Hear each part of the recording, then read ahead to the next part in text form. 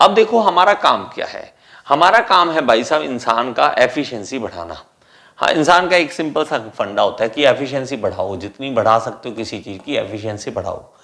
अब एफिशिएंसी बढ़ाई कैसी जाए, अगर हम देखें तो इसमें हमारे पास जो पीवी डायग्राम या टीएस डायग्राम की बात करें, पीवी डायग्राम पहले बात करते हैं तो इस तरह से बनता है हमारे पास, इस तरह से, और इसमें हमारे पास 1 2 3 4 इस तरह से है। अब हम एफिशिएंसी बात करें तो मेन हमारे पास क्या होता है कि वर्क, हमारे पास नेट वर्क आउट कितना है, ठीक है। नेटवर्क का मतलब क्या है, नेटवर्क कितना हो रहा है, नेटवर्क। इसमें नेटवर्क में हमारे पास दो आ जाएंगे, टरबाइन कितना वर्क कर रहा है, मिल रहा है हमें टरबाइन से, और कंप्रेसर कितना खा रहा है, कंप्रेसर खा ही रहा है भाई, कंप्रेसर को हम चला रहे हैं, तो ये नेटवर्क आउटपुट हमें मिल रहा है, नेटवर्क। और हीट इन कितनी है, हीट इन कितनी है, अगर हमें हीट इन पता लग जाए और वर्क आउट पता लग जाए तो भी हम क्या कर सकते हैं, एफिशिएंसी को पता किया जा सकता है। अब एफिशिएंसी को बढ़ाएं, एफिशिएंसी को बढ़ाएं तो देखो एफिशिएंसी अगर सिंपल भाषा में हम लिखते हैं तो क्या होता है, network upon upon Q in, Q in. तो दो ही फंडे हैं इसमें कि या तो नेटवर्क को बढ़ाओ या क्यू इन को कम करो। तो हमें एफिशिएंसी किसी की बढ़ानी है तो हमें क्या करने का पड़ेगा कि जितना हमारे पास हीट इन दे रहे हैं, हम कहीं मान लीजिए हमें बिजनेस करना है, बिजनेस करते हैं तो हमें क्या करना पड़ता है, पैसा लगाना पड़ता है, पैसा लगाते हैं तब हमें फायदा मिलता है, फायदा मिलता है। तो हमें पैसा कम लगाएं और पैसा आए ज्यादा तो उसकी में एफिशिएंसी ज्यादा होती है।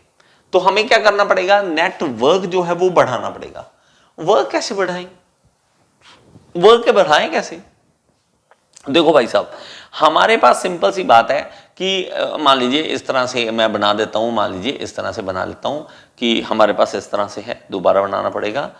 ओके, यहां पे कंप्रेसर है, ठीक है, और यहां पे मेरे पास एक तरफ टरबाइन है, इस तरफ मेरे पास मान लीजिए टरबाइन है।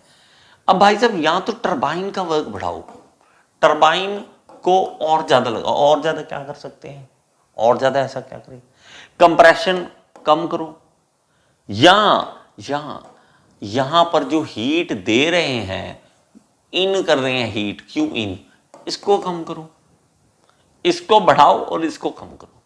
ये हम कैसे काम करें, इसके लिए हमें जो बातें समझनी पड़ती हैं वो होती है रीहीटिंग, रीहीटिंग, ठीक है, रीहीटिंग कर सकते हैं हम, इंटरकूलिंग कर सकते हैं, इंटरकूलिंग कर सकते हैं, और तीसरा हमारे पास क्या है, तीसरा हमारे पास रीजनरेशन है, रीजनरेशन है।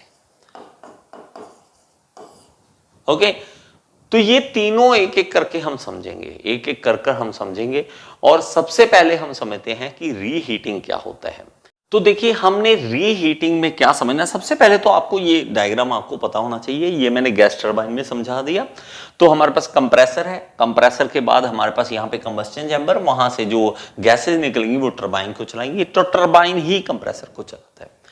अब आगे, अब दिमाग ये लगाया गया कि हम अगर देखो एफिशिएंसी को बढ़ाना चाहते हैं, कैसे बढ़ा सकते हैं कि टरबाइन को बढ़ाओ, तो मतलब टरबाइन का वर्क जो है वो बढ़ाओ।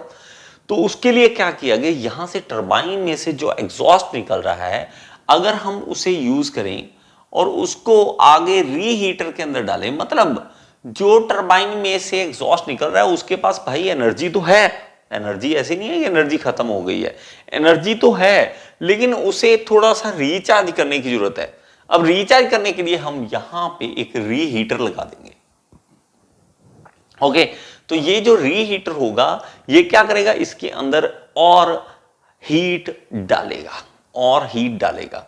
अब जब रीहीट हो जाएगा ये, अगेन इसको यहां से उठाया जाएगा और इसको लेके जाएगा आगे लेके जाया जाएगा, और इसको अगेन फिर एक और टरबाइन के ऊपर स्ट्राइक कराया जाएगा, इसको आगे ले जाकर, और एक और टरबाइन यहां पे बना लेते हैं हम, और ये टरबाइन जो है यहां पर हम जल्दी से बना लेंगे। ओके, और यहां पे मैं बना लेता हूं, और ये टरबाइन के ऊपर स्ट्राइक कराएगा। ओके, तो ये मैं यहां पे बनाता हूं और ये टरबाइन के ऊपर इस तरह से स्ट्राइक कराएगा। तो मेरे भाई साहब इससे फायदा क्या मिल गया, इससे हमें एक और टरबाइन लगाने का मौका मिल गया, और ये टरबाइन जो है अगेन एक और बात याद रखना कि ये टरबाइन एक ही शाफ्ट के ऊपर कनेक्टेड है, सब एक के ऊपर ही कनेक्टेड हैं। तो मैं यहां से अगर देखता हूं तो मेरे पास जो टरबाइन है वो मैं इस तरह से ये बना लेता हूं और इसको सिस्टम में यहां पे, तो ये टरबाइन वही है, ये टरबाइन वही है, उसी टरबाइन के साथ कनेक्टेड है। तो ये मेरे पास जो आ गया वो हाई प्रेशर टरबाइन आ गई और ये मेरे पास लो प्रेशर टरबाइन आ गई और ये मेरे पास क्या आ गया, रीहीटर आ गया। लेकिन इसमें एक चीज हमें नोट करनी है, टरबाइन हमें एक्स्ट्रा मिल गई, मतलब वर्क जो है टरबाइन से एक्स्ट्रा मिल गया, लेकिन एक चीज नोट करो, यहां पे हीट भी हमें एक्स्ट्रा देनी पड़ रही है, यहां पे हीट इन भी करना पड़ रहा है। तो आप बुक में देखेंगे तो सीसी यहां पे कंबस्शन चैम्बर 1 लिखा होगा, यहां पे क्या लिखा होगा कि कंबस्शन चैम्बर 1 और ये इसको लिख देते हैं कंबस्शन चैम्बर 2, कंबस्शन चैम्बर 2। तो हमारे पास है कंबस्शन चैम्बर ही, तो हमारी हीट लग रही है। तो हम तो चाहते क्या थे, हम चाहते थे कि एफिशिएंसी बढ़े, लेकिन इसमें क्या हो रहा है, वर्क तो बढ़ रहा है, वर्क टरबाइन का बढ़ रहा है, मतलब नेटवर्क बढ़ रहा है, लेकिन उसी के साथ साथ क्यू इन भी बढ़ रहा है। तो मतलब क्या है कि अगर मान लीजिए आपके बिजनेस में से पैसा एक्स्ट्रा आने लग गया, लेकिन अगर आप पैसा एक्स्ट्रा लगा रहे हो तब एक्स्ट्रा मिल रहा है, तो एफिशिएंसी कहां बढ़ी। आप लगाओ ना और आए, ठीक है। अगर आप लाख रुपए लगा रहे हो, लाख एक्स्ट्रा आपके पास आ रहा है, तो भाई वो एफिशिएंसी थोड़ा ना बढ़ी है। तो बिजनेस का रूल यही है ना कि हम लगाएं कम और आए ज्यादा, तब एफिशिएंसी। यहां तो फायदा नहीं मिल रहा, तो इसलिए ये रीहीटर अकेला ओनली, अगर मैं रीहीटिंग अकेली करता हूं, ठीक है, सिर्फ इसी को करता हूं, तो एफिशिएंसी इंक्रीज नहीं होगी, इंक्रीज नहीं होगी। तो हम क्या करें, क्या ठीक है, हम करें क्या, तो रीहीटिंग के बाद हमें नेक्स्ट में आना पड़ता है इंटरकूलिंग में। तब हम इंटरकूलिंग के बारे में समझेंगे कि वो एफिशिएंसी पे इस तरह से इफेक्ट करेगा। अब हम इसका पीवी और टीएस डायग्राम समझेंगे। तो आई होप कि रीहीटिंग तो आपको बात तो समझ आ गई होगी। अब हम क्या करते हैं, हम इसमें नेक्स्ट चलते हैं, तो पीवी और टीएस डायग्राम इसका बनाएंगे। तो उसके लिए जल्दी से हम लाइंस ड्रॉ कर लें ताकि हम जल्दी से इसको समझ सकें। ओके, तो यहां पे मेरे पास पीवी डायग्राम, ओके, तो पीवी और टीएस डायग्राम किस तरह से बनेगा, तो जल्दी से मैं बनाने की कोशिश करूंगा और इसको समझाने की कोशिश करूंगा।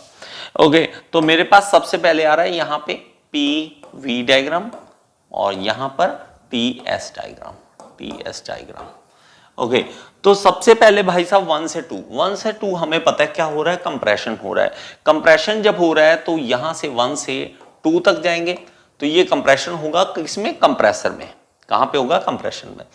अब इसके बाद क्या होता है, हमारे पास टरबाइन, हमारे पास क्या होता है कि कंबस्शन चैम्बर। तो कंबस्शन चैम्बर में जब हम जाएंगे तो वो क्या होगा, हमारे पास कांस्टेंट प्रेशर होगा, कांस्टेंट प्रेशर होगा 2 से 3 तक, 2 से 3 तक। 2 से 3 कंबस्शन चैम्बर में जाने के बाद टरबाइन के ऊपर स्ट्राइक करेगा। टरबाइन के जब ऊपर स्ट्राइक करेगा तो भाई साहब यहाँ पे हमारे पास क्या होगा, प्रेशर कम होगा और वॉल्यूम इंक्रीज होगा।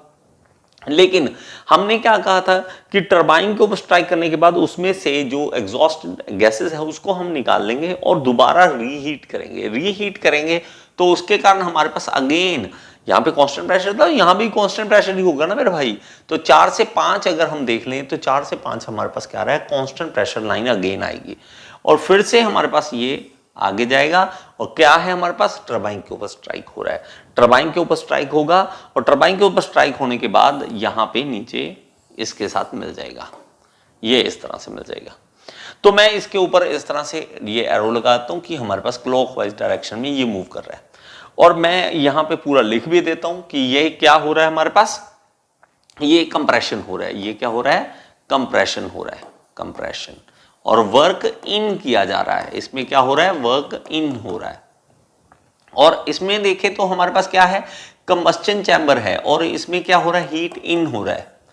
और यहां पे देखेंगे हमारे पास टरबाइन में वर्क आउट हो रहा है, वर्क आउट हो रहा है, टरबाइन वाला वर्क आउट हो रहा है। और इसमें हम अगेन देखें तो हमारे पास क्या आ रहा है, हीट इन हो रहा है, दोबारा से हीट इन हो रहा है।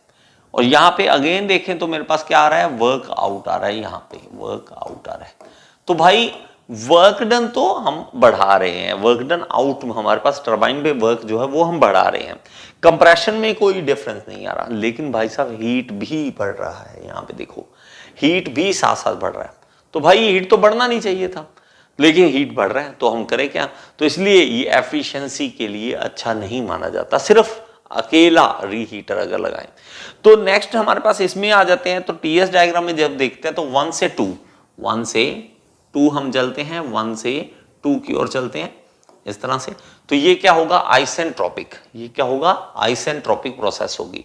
2 से 3 मेरे पास क्या है? कांस्टेंट प्रेशर वाली, कांस्टेंट प्रेशर लाइन हमारे पास इस तरह से जाएगी, इस तरह से जाएगी। 2 से 3 हमारे पास, ये 2 से 3 देखिए किस तरह से है, ये 3। तो 3 के बाद हमारे पास ये देखिए 3 से 4, और ये क्या है? टरबाइन। टरबाइन में हम जब आते हैं तो ये कांस्टेंट हमारे पास आइसेंट्रोपिक, मतलब कांस्टेंट एंट्रोपी और आइसेंट्रोपिक प्रोसेस होगी, इस तरह से आइसेंट्रोपिक प्रोसेस होगी। और ये मेरे पास क्या आ जाएगा? 4 पॉइंट आ जाएगा 4। अगेन उसमें क्या करेंगे? फिर से हमारे पास ये है क्या कि हमारे मतलब हमने हीट सप्लाई देना है, कंबस्टन चैम्बर है, अगेन हम इसकी हीट इंक्रीज कर देंगे और फिर से हम क्या करेंगे? इसको नीचे लाएंगे। हमारे पास क्या हो रहा है? टरबाइन के ऊपर फिर से स्ट्राइक कर रहा है।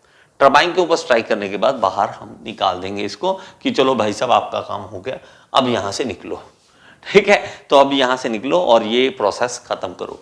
तो ये प्रोसेस हमारी इस तरह से खत्म हो जाएगी। तो इसको लिख लीजिए, बना लीजिए, आप इसको बना लीजिए, इसको बना लीजिए प्लीज जल्दी से। तो मेरे पास 4, 5, 6 इस तरह से पॉइंट लिखे जाएंगे, इस तरह से पॉइंट लिखे जाएंगे। जल्दी से लिख लीजिए इसको, जल्दी से, ठीक है? तो ये मेरे पास आएगा। इसमें भी मैं अगर लिखना चाहूं तो सब कुछ दोबारा लिखा जा सकता है। तो 1 से 2 हमारे पास क्या आ रहा है? कंप्रेशन आ रहा है, तो वर्क इन हो रहा है और यहाँ पे हीट सप्लाई दिया जा रहा है। हीट सप्लाई यहाँ पे 2 से थी, हीट इन हो रहा है और यहाँ से वर्क आउट हो रहा है पहली टरबाइन पे, और यहाँ पे हीट इन आ रहा है, दोबारा से हीट इन, और टरबाइन 2 पे जो वर्क हो रहा है और ये है। और उसके बाद हमारे पास क्या है? यहाँ पे जब 6 से 1 देखें तो हीट रिजेक्ट हो रहा है, रिजेक्ट हो रहा है हीट, ठीक है? यहाँ पे भी हीट रिजेक्शन, ये लिखा हीट रिजेक्ट हो रहा है।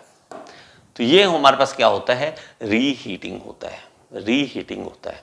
प्लीज इसको लिख लें जल्दी से, ठीक है? और इसमें एक फॉर्मूला बहुत फेमस है कि हमारे पास इंटरमीडिएट हमारे पास प्रेशर कितना होगा। इंटरमीडिएट प्रेशर निकालने के लिए हमें क्या करना पड़ता है? तो हमें 2 प्रेशर है हमारे पास, 2 प्रेशर अलग अलग है हमारे पास। तो 2 प्रेशर जो है हमारे पास P1 और P2, P1 की बात करें यहाँ पे और P2 इसकी बात करें, 2 प्रेशर है हमारे पास। तो इन दोनों की हम क्या करेंगे? अंडर रूट कर देंगे। क्या कर देंगे? हम अंडर रूट कर देंगे मल्टीप्लाई करने के बाद। तो ये फॉर्मूला बहुत फेमस है, प्लीज इसको लिख लेना। इंटरमीडिएट प्रेशर देखने के लिए हमारे पास हायर प्रेशर और लोअर प्रेशर, उसका मल्टीप्लाई करने के बाद हम अंडर रूट कर देते हैं, तो ये हमारे पास आ जाएगा। प्लीज इसको लिख लें, प्लीज इसको लिख लें, ओके? और इसमें भी एक चीज नोट करना, हमें अगर रीहीटिंग अच्छा करना है तो T3 और T5 ये इक्वल होना चाहिए। क्या होना चाहिए? T3 और T5 हमारे पास इक्वल होना चाहिए, ये हमारे पास इक्वल होना चाहिए। T3 और T5 इक्वल होना चाहिए, ओके? ओके, नेक्स्ट पॉइंट में चलें।